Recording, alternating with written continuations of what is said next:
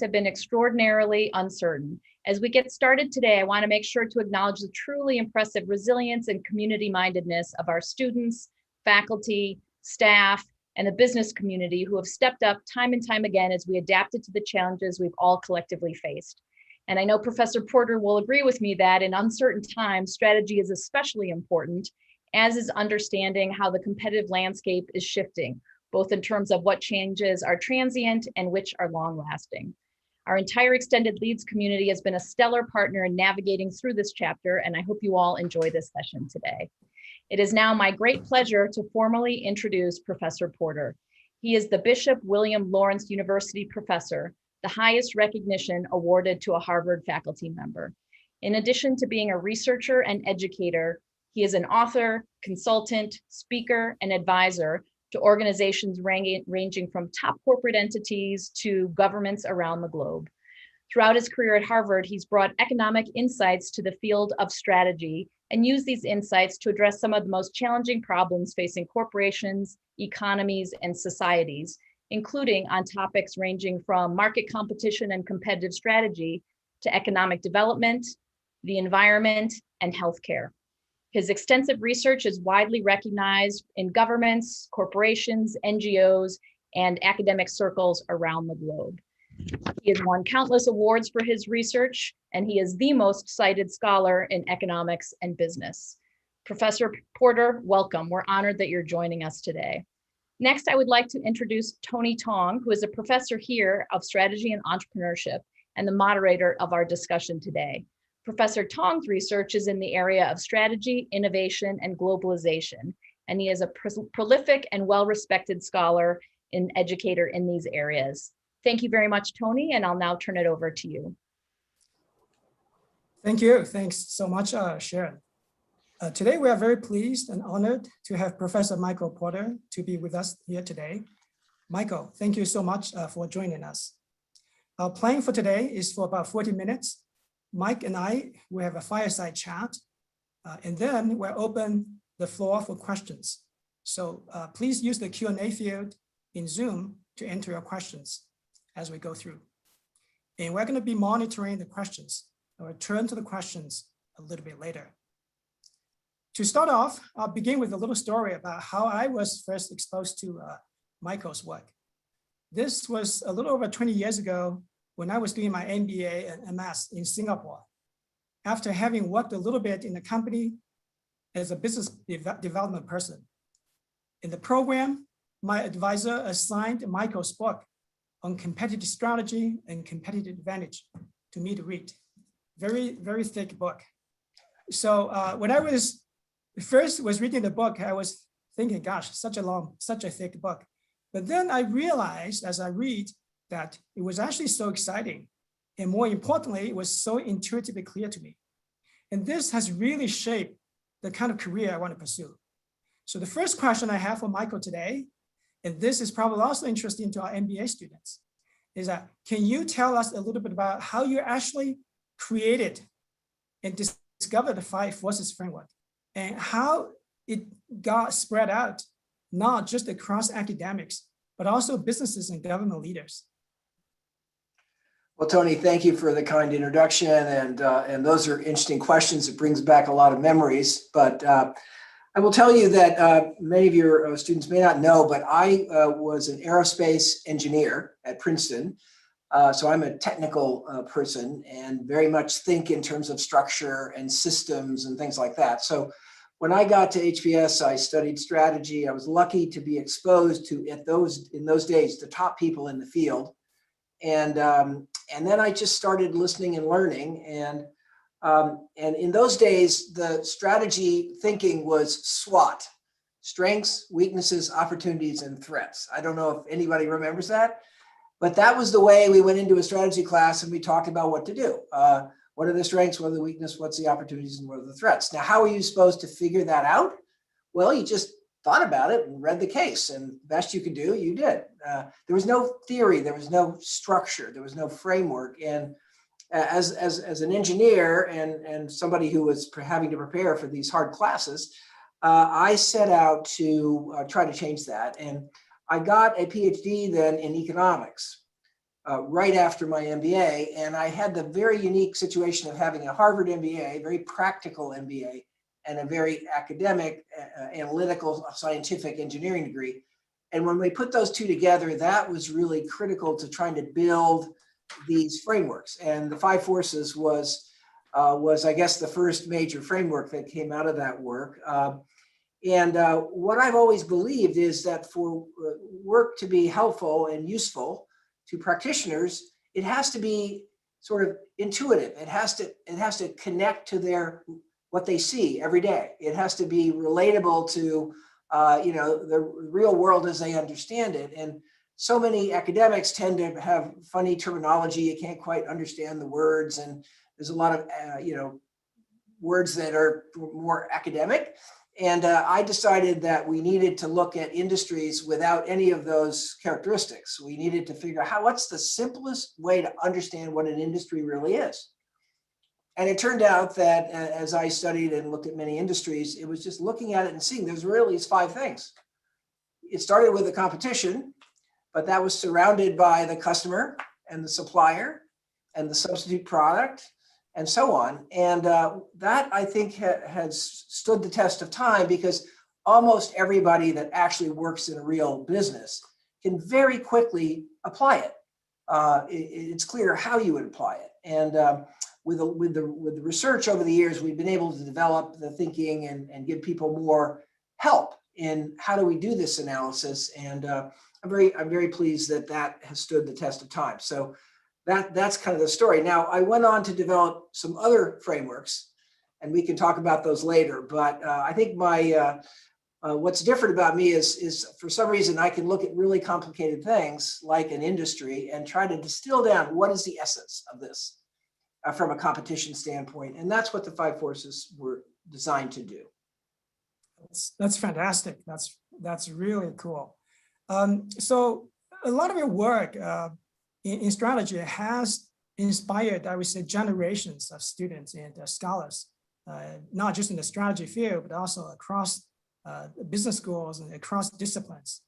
And also, you've made a huge impact on businesses and organizational leaders.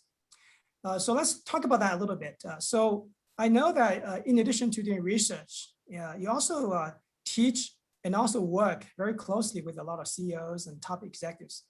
So let's get to there.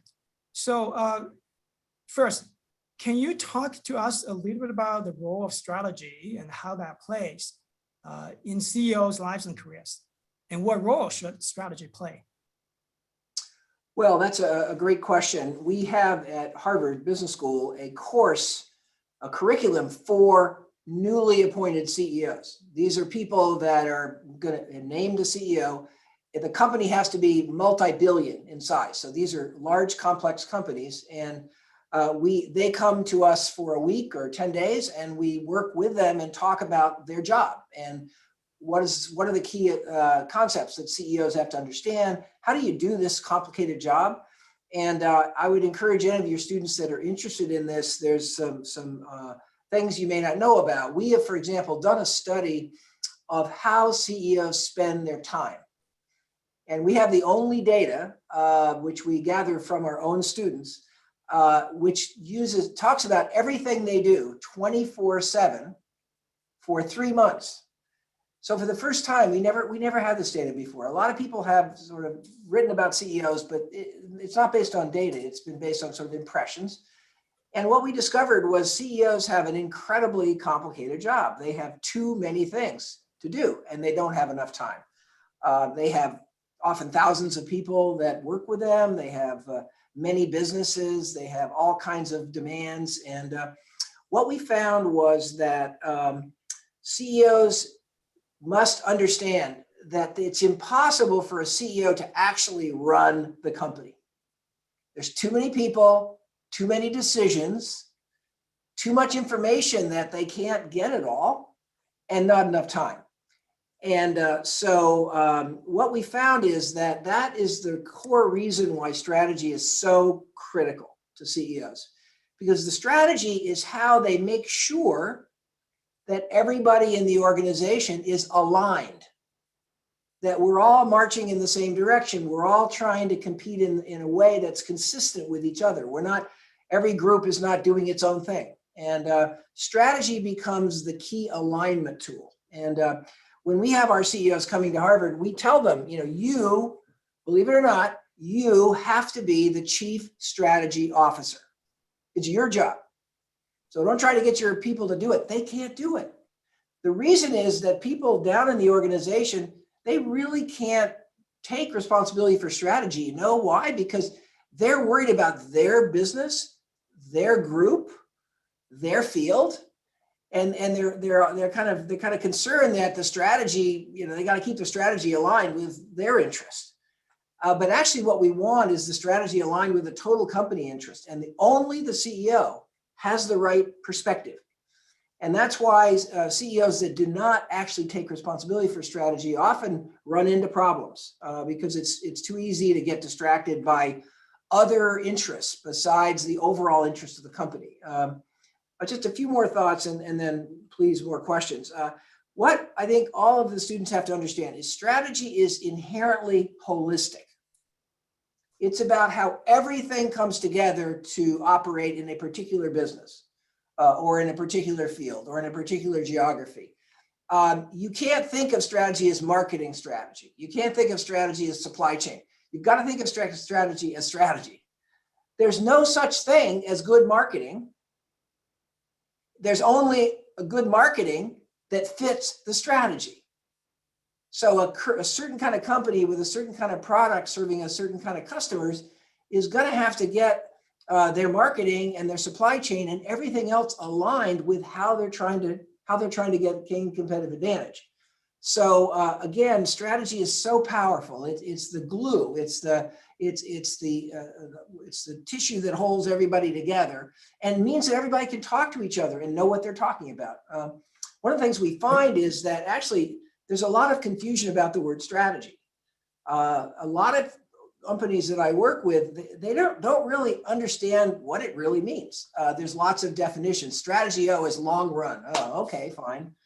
Strategy is about competition. Oh, okay, that's fine. But strategy is actually a complicated idea. And one of the things we talk to our CEOs about is you have to create a common language to talk about strategy. You all have to be talking about competition and strategy in the same way. That will then allow the power of integration across all the dimensions of the business. And everybody can talk to everybody and understand what they're saying. So these are just some of the observations over the years that I've taken away from knowing many, many CEOs. I think we've trained about 300 CEOs of major companies in our group. And it's a real privilege to get that opportunity. But our job is to try to use that rich background that we now have to really try to take the thinking in this field, as far as we can. That's really interesting. So you mentioned that you guys have this new CEOs camp, it's almost like a camp to train them. And so for these new CEOs, based on your experience, were they able to articulate their company strategy, or do they maybe fumble a little bit as well? Well, there has been, it's quite clear that exactly what the key concepts of strategy are, it takes a while for them to understand those. They don't start with that understanding. Some examples are pretty clear. So there's strategy, and then there's operations. Okay. How does strategy fit with operations? That's a question that a lot of company people get confused about. They sort of think they're the same. We have a strategy, but then we're having an operating model. I call the operating model the value chain. That's all the steps you have to take to actually operate the business. And a lot of people kind of get those two things connected. And what we have to realize is that no, they're separate, they're different. The strategy is the how. The operations are the, how do we do it? Or you might say the strategy is the what. What are we going to do? And the operations are how can we do it efficiently? And there's a lot of people that think that execution is the most important thing. And strategy is way behind, okay?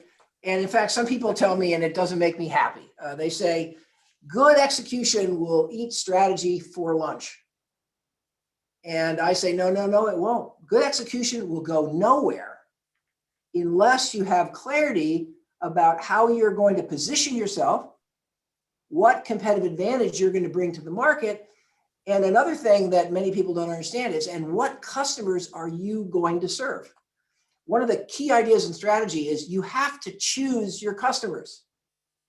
You can't just try to please whoever they are. You have to make sure that the customers have a set of needs that you can meet and that you understand. So, and just good execution isn't going to get you there unless you can get that insight in your organization, but also in your customers about what you're actually going to deliver in terms of value, in terms of competitive advantage going forward. So it seems very sort of easy at some level. You could just write strategy down on a piece of paper and everybody could do it. Well, it doesn't turn out that way because it involves lots of people in lots of different parts of the organization having to have a common view of how you're competing and what that really means. I mean, not just we're competing to be big, you know, we're competing to have this value, this advantage, and this kind of benefit that we think we can offer to our customer. And we have to be clear about who our customers are. We can't just say, oh, we're going after companies. Because companies have lots of different needs. Some companies need this kind of a strategy insight. This other companies need a totally different one. So it's a field where you have to learn to be rigorous. You have to be very clear. And in that big fat book called Competitive Strategy that you mentioned a minute ago, that's why it's so long. You have to really articulate all the pieces. And then what strategy is putting all those pieces together. And that's hard to do. I mean, it's synthesis. And so let me stop there and we can go on. But this is a topic where actually it's very exciting for people in companies to work on strategy. It makes people feel like they're doing something important. So what we have to do is we have to make sure they have clarity on what the key ideas in strategy are. And we can go into that more if you'd like to. Wonderful, wonderful. So talking about execution, so let me turn to some of the, I would say, comments or criticisms, if you will, that I commonly hear, and also you probably hear about that as well, especially from students. So let me run through some of these criticisms in a rapid fire fashion. I know that it wouldn't surprise anyone that you are not aligned with these criticisms, but your insights will be really helpful. So the first criticism you just mentioned, execution and strategy. So I'll skip that. There's another one, which is very commonly seen. So it goes something like, strategy is big company stuff. We are small firms. For small firms, for new ventures, it's all about hustling, pivoting and experimentation. We don't need strategies. What's your thought? Well, let's just take those words. We just need hustling. Okay, well, how do you know that that's going to give you a competitive advantage? Do you know what's hustling mean? What exactly, because you hustle, are you going to be able to do better that your customer cares about? Why can't your competitor just hustle as much as you? That's kind of the simplistic view that, it's just very simple. It isn't simple. In any company, you've got marketing, production, finance, supply chain, over lots and lots and lots of areas that you have to make decisions on. What's our product going to be? What's our technology going to be? What kind of IT platform are we going to place there? All that has to be worked out and connected in a very powerful synthesis. And so I think, you can try hustling, and that might work for a while. But if you're going to be sustainable, if you're going to have something that isn't easy to copy and easy to imitate, you're going to have to put a lot of pieces together in a really sophisticated insight about how to compete in a way that your competitors can't compete. And so that would be my response to that one.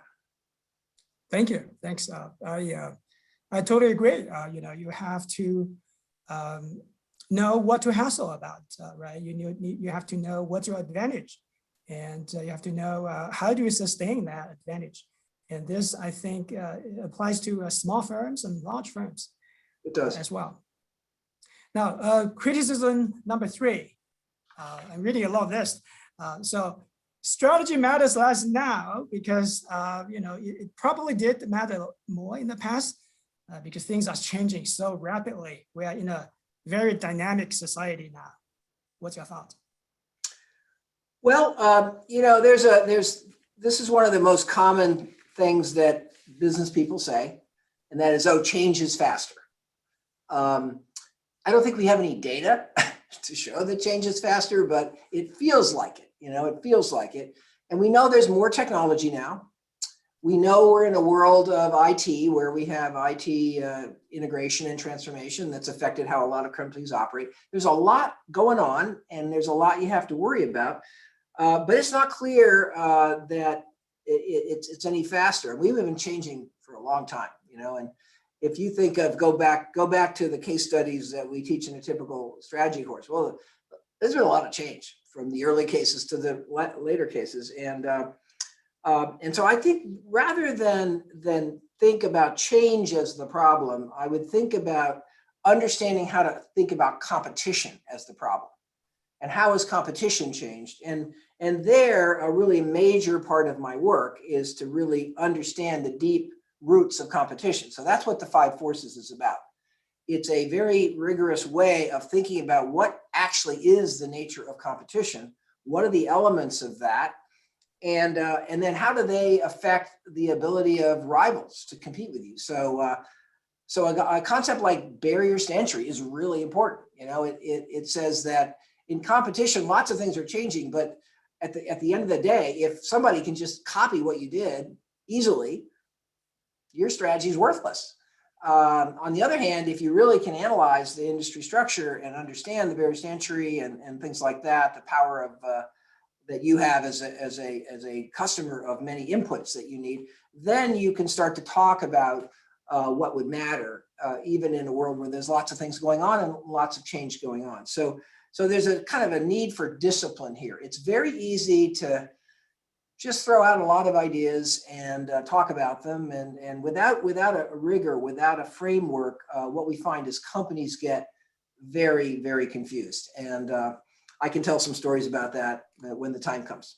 Okay, fantastic. So I guess the way I was thinking about what you said was, changes in the macroeconomic environment, or in technology or in regulatory, but you have to zoom in into the 5 forces before you can understand what's really going on to your company. Okay, cool, fantastic. You absolutely do. And what you find is that if you're in the heavy truck industry, it's a totally different game than if you're in the light truck industry. Believe it or not, you're both making trucks, but it's a totally different competition. And if you don't understand the differences, you're not going to have any chance of succeeding effectively. And we see that in all industry. Every industry is very granular, very multifaceted.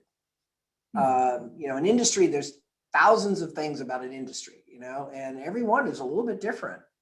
So you've got to be able to dig down, to the core of what's really going on in the market and what's really affecting which customer buys what product and what services they want and why and how that might change over time. And again, the 5 forces proved to be fairly powerful because it really forced you, if you're going to use it, you really had to look at all the pieces that were likely to matter. And therefore you had a better chance of not missing anything huge. Whereas before we had the 5 forces, we just talked about, well, what's the nature of the industry? We'd write down a list. We'd make up a list of the nature of the industry. We didn't have any discipline for looking at it. So rigor and frameworks, I think, are very important here, just given the sheer complexity of a company, an industry, change in an industry or a sector. Technological evolution is very, very complicated now. The digital era we're in now has just really complicated competition. because now we have products that are what we call smart connected products. We can connect them to the internet, or we can connect them to other products that are similar products. They can connect to each other. And so the elevator can work with the escalator, and you have all kinds of data, and you can optimize the elevator's tracking and optimize the escalator's tracking. So all of a sudden we have, even though it was already complicated, now we have all this information and data and connectivity that allows us to get all kinds of data that we never had before. So I find myself working in a lot of companies now that really have to re-examine completely how they do business, because they now have data that gives them such insight that if they don't use it, they're never going to win. So that's a great insight. So let's talk about that a little bit. So here's another criticism or comment. So the comment will go the following way. So big data analytics is replacing or lower the bar for a rigorous strategy analysis. What's your take on that? Oh, that's absolutely upside down. This data is just adding massively to the data you need to do a rigorous strategy analysis. And it gives you data and analytical rigor on all these relationships. We used to just guess. What does a customer want? How are they going to use this product? Do they want this feature or this feature or this feature? Used to be that the marketing guy had to go to the customer, talk to them, and they would get some insight into what the customer really wanted. Now it's different. Now, if you sell a company a product, your product, you can measure exactly how they use it. You can see everything they do, how long, how much they use this feature or this feature or this. All of a sudden, a lot of the more informal kind of study and analysis we did has been sort of made unnecessary. And that's why the so-called IoT or smart connected products has really changed strategic analysis, because you can actually measure the reality of what's actually happening with the product, rather than just depending on your customer to tell you, or think they tell you, and they might not be telling you exactly what's really going on. So we see more and more with the digital technology, we see an ability to do very different analysis. Let me give you another example. Hopefully your students will find this example. If you think about agriculture is a huge field. I have worked a lot with John Deere. It's a very well-known agricultural equipment company. Most of us know they have green tractors, dark green tractors. And so when you're out in a farming area, and I'm sure your students have seen this many times, you have these machines running around on the farm and doing their thing, okay? And it used to be that all that was just manually done. So somebody was the farmer was driving the tractor, driving down the field, maybe cutting some crop, and then maybe and any number of other things. Now, it used to be that was just a human being looking out their eyes and driving, okay, looking around and driving. Now, with the GPS, which took quite a while to master that technology for agriculture, you know exactly where you are, exactly. You know, you can tell whether you're an inch away or an inch closer. You can tell that much. And therefore, when the tractor is driving down the field, the tractor is driving using the data. So the tractor goes straight. The tractor never misses anything. When you're planting seeds, you know exactly what seeds were planted in what exact location. And then you can see at the end of the season, when you're harvesting, you can see whether this location grew better than that location. And you can measure the water use, how much rain fell in that specific spot. You can optimize this whole process, and it includes not just the tractor, the harvesting combine, the irrigation system of how much water is necessary, because you can measure how much is on the ground and whether it's getting dry. And then when you need more water, you can put it on. You don't waste water.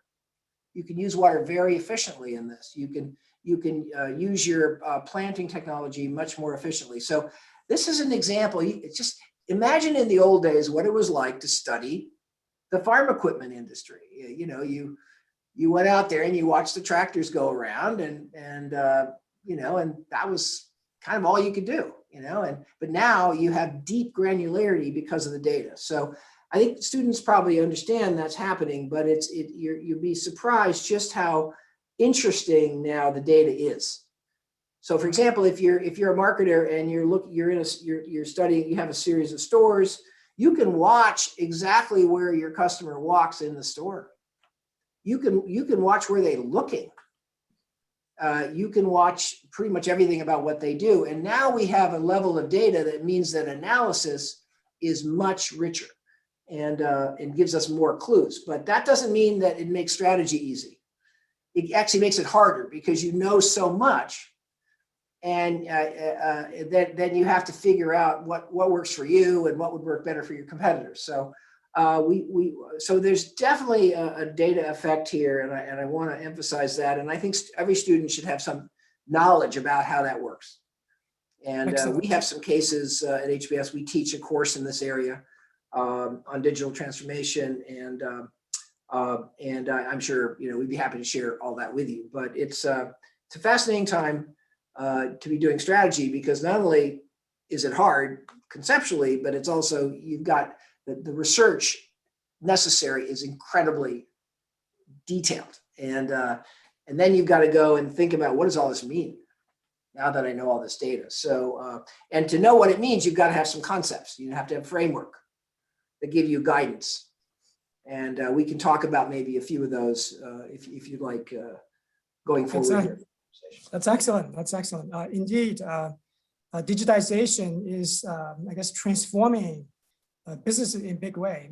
And also in here at the Leeds School, we offer classes like digital strategy, and we offer classes like digital marketing. Those are very popular classes here at the Leeds School.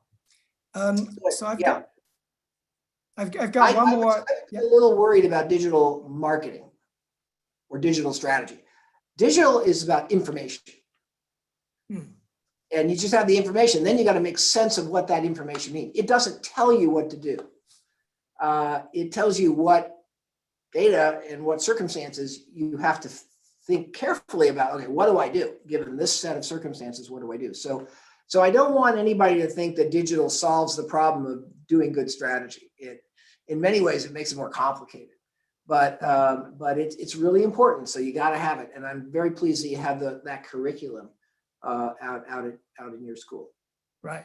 Yeah. Thank you. Yeah. So indeed, I agree with you totally that with all this big data, strategy analysis is not becoming simpler. In fact, it's becoming more complex. And what data to use, sort of depends on what strategy and what direction you are going. And I totally agree with that. I've got another criticism here, which is sort of related to the execution criticism. Okay. And this criticism is the following: culture eats strategy for breakfast. I guess we're talking about breakfast and lunch all the time today. That's another common criticism. That is a common thing you hear people say. What I will say to that question is, I'm sorry, but there's no such thing as a good culture. There's only a culture that reinforces how you, as a company, are going to deliver value for the customer. That might be a lot of hands-on support from the sales force. It might be a technical support. It may be repair of products. There's a lot of different kinds of culture, but culture has to fit the strategy. And I think we don't understand. Some companies want a very frugal culture. We care a lot about every penny that we spend. In another company with a different kind of industry, you don't want a frugal culture. You want to spend money to invest in this technology or this this way of doing production. So don't think that culture equals strategy. It's not. It's different. Culture is an enabler. It allows people to believe in the same things. It allows them to care about things. FedEx, for example, has always had the culture. They want to be always on time. And they'll go to great lengths. So in FedEx, if there's something wrong with your truck and you're driving the FedEx truck, you'll get out of the truck and walk if you have to pick up the package, and that's just built into the psychological makeup of everybody that works in that company. So again, think of culture as an enabler for humans to do things. It gives them, cues about what's important, what they should really care about, how they should relate to the customers that they're serving. So culture is not unimportant to strategy, but don't think that culture eats strategy. If you have the wrong culture, it's going to ruin your strategy, so be careful about that connection. Thank you. Thanks for sharing that insight. So let me switch gears to a topic that you are tackling right now. We know that you have a knack for applying strategy concepts to issues and challenges far beyond for-profit firms, such as to local, regional, and national competitiveness. Yeah. To the challenges of prosperity creation in inner cities, right? And to create the so-called shared value, or CSV, and to also to healthcare reform. The latest illustration of this is your new book, The Politics Industry. I have a cover page here. How political innovation can break partisan gridlock and save our democracy. So can you tell us a little bit about this new analysis, and what's your diagnosis of political dysfunction in the United States right now, and how is that related to strategy as we know it? Well, it's a great question. Some days I think that the day I started working on that book was the biggest mistake I'd ever made, because it's so complicated, and it was a topic that I hadn't had a lot of experience in. But so it took many years to really dig down into the political system. What I've learned is almost none of us understand how our political system works. They think that the rules of elections and how you pass legislation and how the Federal Reserve works, they think that those rules are all somehow in the Constitution, but they're not. The people in the system, the parties, we have a political system in America which is a duopoly. And that means there's two dominant competitors. And we have it, and the Republicans and the Democrats. And we're not against parties, but there's a real issue if you have a duopoly, if there's only two. And those two parties, the Republicans and the Democrats, they don't compete head to head. They don't compete for the same customers. They compete for the customers that are aligned with their ideology. So the right has a different set of ideological principles than the left. We're seeing that every day now as we have two new administrations. But the problem is that in the politics industry, the way they succeed, the way the Republicans succeed is they have a lot of voters who will vote in their primary, the Republican primary. And if you want to get elected as a Republican, you run in the Republican primary. And if you want to get elected as a Democrat, you have to run in the Democratic primary. And so what you have is these two very different elections going on at the same time, where the whole thinking process governing the candidates is totally different. Right now, these parties just are bitterly opposed. In fact, it's so bad that if you're a Democrat and the Republicans pass a bill in Congress that doesn't fit with your ideology, you try to kill it. No compromise today. No compromise at all. Now, if you think about public policy, think about a balanced budget or think about trade policy. Most policy issues you have to understand how there's many things that are important issues, and you have to kind of come together and figure out how do we get this all to work. So if we're going to have a good healthcare system, we got to have a lot of dimensions, and we have to agree on those dimensions. And it's hard to figure them out. So we're probably going to have to talk about it and share ideas and hopefully come up with a good bill. That's what we've done in America for many, many years. We've had in America a traditional ability to pass legislation that's quite innovative. And everybody can come together because there was a common understanding that we should all work together for America. We're working for the citizens. So therefore, we want to do what they want. But the political system as it's designed today is now two dominant competitors fighting bitterly with a fundamentally different view of the world, of what's good, of what good policy is. And the problem we're having in America right now, and this is why I did this work, is we are not making very much progress. America used to be very strong on the economy. We used to have really great companies. Now we have a very poor education system, certainly at the public school level. We're way down. We're like 30th in public school quality now. Yeah, we used to be pretty good. But now we're way down the list. We have great universities. We've managed to hold on to that strength. We don't have a good healthcare system. It's very high cost. A lot of Americans now can't get healthcare. And if they get it, they might go bankrupt because the insurance isn't any good.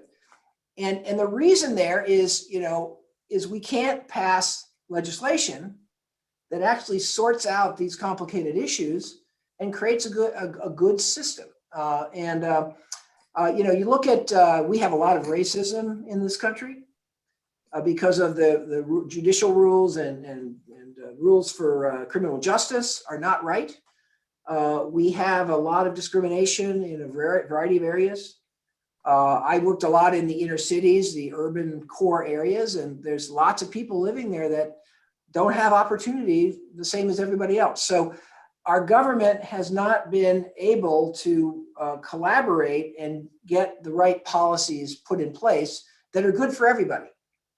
So we have the Republican view, and that's this, and then we have the Democratic view, and that's that, and we can't get the two to come together. It used to be that Republicans and Democrats lived together in the same apartment in Washington, D.C. in the history. Now you would never see that. If a Republican is seen with a Democrat and being too nice, they're in big trouble. Their party leaders are going to go after them. Today, if you're not sufficiently beholden to your party, if you don't do what they want you to do, you know what they do? In the next election, in the primary, they will run a candidate against you. Your own party will run against you. So people are feeling that they have very little ability to compromise, to work collaboratively, to get things done. And that's what's happened. I have a paper on this, which I will share with all of you, and you can give it to anybody you want. But it's just really embarrassing to see what's happened to America. We used to be a great place. We used to have a lot of economic opportunity. We used to have the American dream, we called. And now the American dream is very much shaky because you may not get into the right school. You may not get good health care. You may not be able to have equal opportunity. And so that's why I got into politics. It wasn't because I was fascinated by being in the House of Representatives. That turns out to be very complicated too. And I also was very surprised to learn that all the way the politics systems work is not determined by the Constitution. The parties have decided all of this stuff. And who do the parties try to benefit? Themselves. They're about themselves. The Republicans are for Republicans and the Democrats are for Democrats. They're not about America. That's not the way it works anymore. And so my view is if we're going to be the country we want to be, we're going to have to change that system. And so what the book does is sort of takes apart all the intricate complexity of how it actually works. And nobody knew it. Nobody knew it. And hopefully over the coming years, we'll be able to start to change some of the things that make it fail. So, for example, we believe that party primaries are a real disaster. If the way you win an election, you have to win in a party primary. That's the only way you can get into the general election. What are you going to have to do to win if you're running against other Republicans or you're running against other Democrats? You're going to have to be more left if you're a Democrat or more right if you're a Republican. And so what happens is the partisan primary system has made people more and more extreme, more and more ideological, and it's made it very hard to get candidates elected that are moderates, that are independents, that just want to do some good, that just want people to care about making life better for everybody. But you can't find those candidates anymore, because if somebody is not following the Democratic Party line and the Republican Party line, their own party will try to get them kicked out of office, in the next election. So, and there's lots more that I could tell you. But so we have a real challenge here in this country. The good news, I want to give you some good news. So nobody should be depressed, just worried, not depressed. The good news is that in this last election, we actually passed in about 6 or 7 states some very important legislation. In elections and in politics, the states have the dominant influence on how the elections are run, for example. And so the state level really controls the rules of the game. And this year, for example, in the state of Alaska, they actually put in place non-partisan primaries. They were persuaded by the idea that we don't want partisan running against partisans becoming more partisan. We want a system where we collaborate and work together to pass good bills. And they did that. They also introduced something called ranked choice voting. I don't know if any of you have heard about that, but ranked choice voting is a different way of voting in the general election, not the primary, but the general election. And ranked choice voting it's a majority voting system. And what the way it is now is you don't need to get a majority to win an election. You just have to get the most votes, not more than 50%. And the trouble with that system is, again, it tends to elect very extreme candidates and candidates that are very much on one side or the other. And so that is starting to change. There's lots more I could cover. There's clearly not enough time, but if anybody wants to really learn about the history of this country and what we stand for and how we got there, how we got here, and the kind of government we've had historically, take a look at that book. You'll see that the government of America is totally different than it was 20, 30, 40, 50 years ago. And it's changed a lot deliberately. The parties have changed it so that they succeed, so that they get more donations, so that they have more loyal citizens voting in their election. But what's happening is the country is not succeeding. Parties are doing well. They got more money than they've ever had. It's $6 billion a year of money given to the party to lobby government officials. $6 billion a year in an election.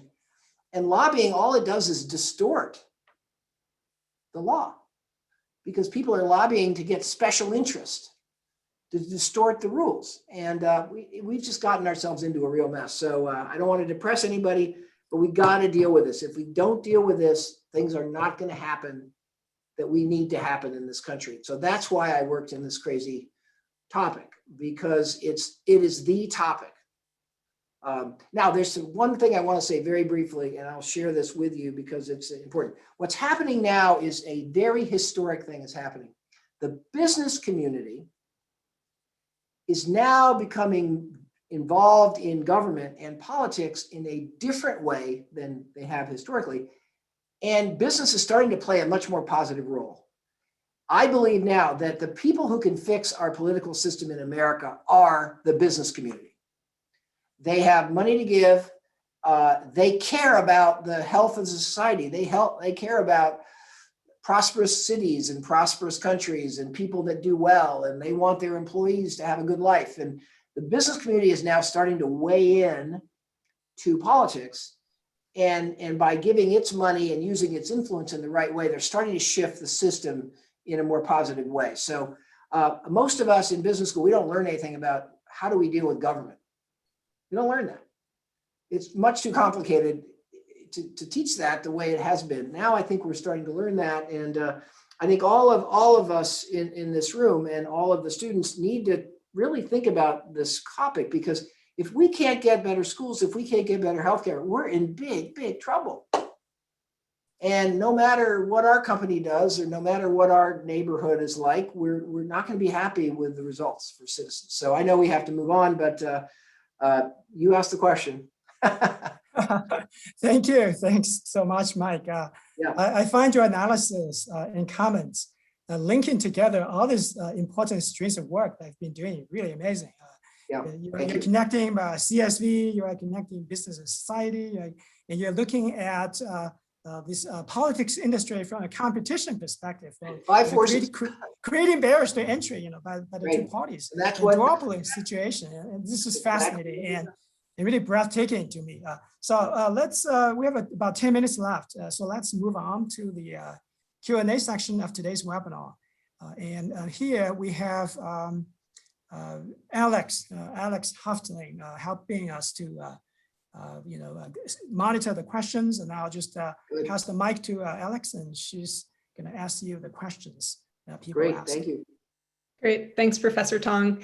And Professor Porter, I just want to say thank you again on behalf of the Leeds student body. I know we got very familiar with your work over this past semester in Professor Tong's class, so it's an incredibly special experience to be able to hear from you directly. So we've had a lot of excellent questions coming from the audience, and we have a time for a few now. So the first question is from Eric, who asks, as young professionals entering the workforce, how will we be able to think about strategy when we're just starting out? What should we be looking out for as we progress through our careers? Well, I think there's a lot of different trajectories that depend on the company and how they're structured and how they tend to raise people's experience levels and influence in as they build their career. I just think that what I hope is that if you all are well equipped to understand what strategy really is, if you understand the concepts, if you're willing to immerse yourself in this field, in the tools that we now have, and that includes the digital tools, and that includes a variety of other things. We have augmented reality now, which is I don't know, all of you have probably heard of it. Right now, if you have a frontline worker that's retiring, and if you know what you're doing, you can give that worker a headset, and you can just capture everything that worker does in terms of doing their job on the production line or wherever they are. We all heard of Frederick Taylor, I assume. We used to have this guy, Frederick Taylor, had stopwatches, and he would watch workers in the factory and do stopwatches to who was the most efficient, and then they would change what people were doing if they weren't doing the most efficient things. Now we can do that with technology with every worker we have in the shop. We can also work with a remote worker doing repairs and do that remotely and teach somebody how to repair a really complicated problem by helping them with information. So you don't have to study textbooks anymore. You don't have to go to class anymore. You have to learn how to master this technology. And that's starting to happen at large scale. So I would be, your generation of students right now, I would be very open to these new technological and digital operations, these new software operations, because they're allowing work to be much more interesting. You can go out on a production line and you could build an airplane tomorrow, because you can wear a headset, and that the headset will inform you and help you understand what has to happen next, and what parts go next, and how do you put this in, and how do you do that, and how do you repair this, and how do you repair that. So there's a lot of opportunities with technology to get deeply involved in strategy activities now, much earlier. Used to have to be a 20-year career, and then you could get involved in this kind of stuff. But now you can access the data very quickly. You'll see a lot more collaboration and integration across companies than you saw before. But I think you need to let your management know that you like this stuff, that this is important to you, and because not all students want to do it. You know, it's much more natural to be in the finance group, or it's much more natural to go out and do customer calls and build customer relationships. There's a lot of things to do, but if you can get into the essence and the core of strategy thinking and the data, the analytics, the competitive issues, then that's going to make you very valuable. So it's also fun, I got to tell you. So that's an interesting question, Alex. I hadn't thought about that lately. Yeah, that's great advice. Thank you very much. So I have another question that is from Lauren, and we just have a few minutes left, but I know this is an issue that's near and dear to many of us at Leeds. So Lauren watched your TED Talk on creating shared value, and she's wondering if you can say a bit more about that concept, and also, particularly in light of some of the challenges we have today around climate change, COVID-19, economic inequality. I'm going to add in another question that someone else asked about, how you've seen this concept evolve over time. I think your article 10 years ago we've seen a lot of change since then. Yeah. Well, I will tell you that, and I'm clearly biased to some degree, but the shared value thinking and the data and the analytics that we've now developed in that field are, in a sense, the most optimistic thing happening right now in the economy. Because what we've learned is that companies are not just in business to make a profit. They are, but we had this traditional view that to make a profit, you had to work on business things, and and most companies did philanthropy for a while, but philanthropy came under attack because philanthropy was the shareholders' money. And that was the idea. It's the shareholders' money. You should use the businesses, the shareholders' money for business. And now what we've learned is that the money, if you use it on working on climate change in your factory, companies now can make a profit improving the environment. Companies can make a profit having a more diverse workforce. Companies can make a profit saving water. Companies can make a profit if they are very good at more sustainability in their suppliers in terms of how they grow the crops that they lend. So shared value thinking and the data now that we have suggests that there's tremendous opportunities for a company to have a profound impact on the community, on the society, on health, on safety, on the environment. We can do it in business, and we have every reason to do it, because if we do it, we're more profitable. So I think we're just about, to enter, I hope, a really golden age of capitalism.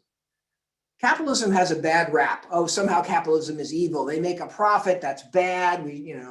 Those are bad people, they're just greedy. It turns out that capitalism is a very powerful mechanism for social good. And because you're motivated, if you can figure out how to do the social good in a sustainable way, you're going to make more money.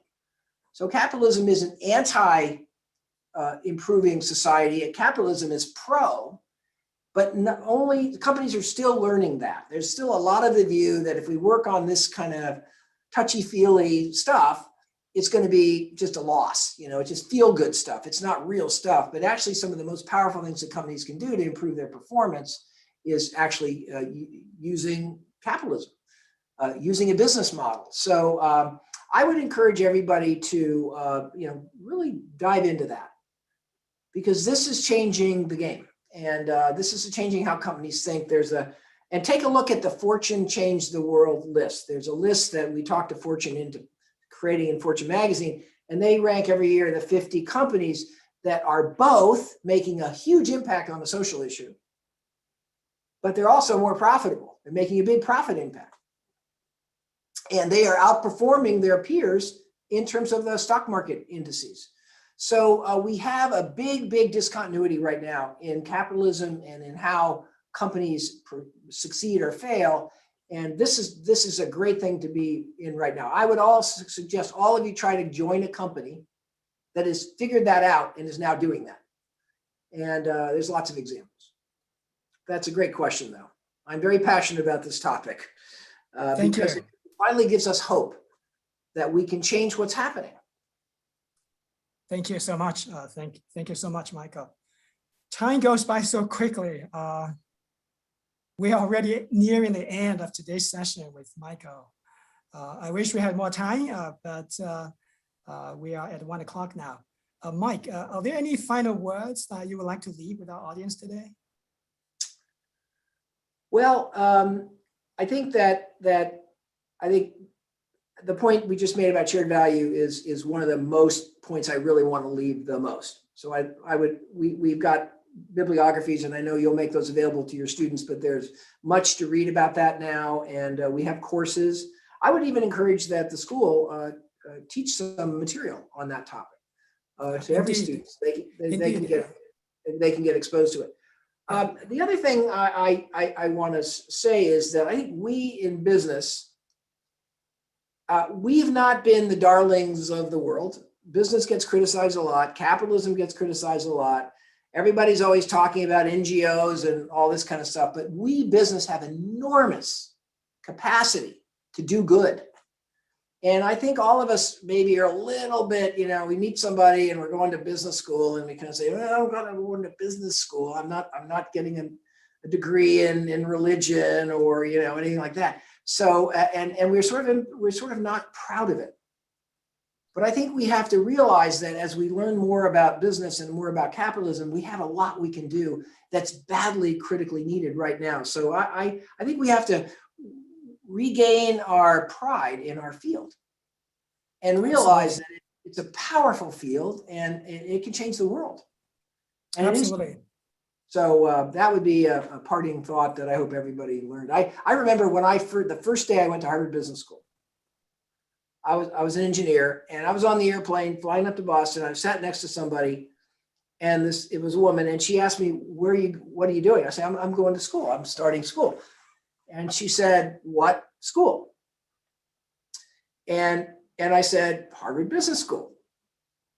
And then I looked at her and she kind of made a face, funny face. And I think that was because, this is just a greedy guy that's going to go to business school to make more money to work in investment banking. And I just think we have to get beyond the fact that that's what business is. Business is something very special. And the more we've learned about it, and the more we have this technology that exists now in digital and so forth, the more good we can do.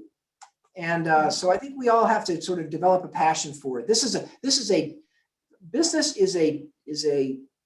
it's not just a job. It's a mission. It's a passion. It's a career. It's much more than just a job. And we shouldn't think of it as a job. We should think about it as how we can use this enormously powerful tool, which is capitalism, to actually do the right thing with it. Thank you, Mike. Thanks so much. Here, indeed, at the Leeds School, we're actually making CSV or CSR part of the integrated curriculum, both in the undergraduate level and also the MBA level. That's what we're trying to do here. So thank you so much for the time today and for also contributing so much to making the strategy field that we can provide to the students and business and society more broadly. We know that this is not possible without your continuous and dedicated contribution, and particularly your passion and your ability to inspire all of us to keep learning. We feel incredibly honored to have spent this time with you today. And thank you, everyone. Thank you for attending the webinar today, and have a great day and stay safe and take care. And thank you, and the pleasure is mine.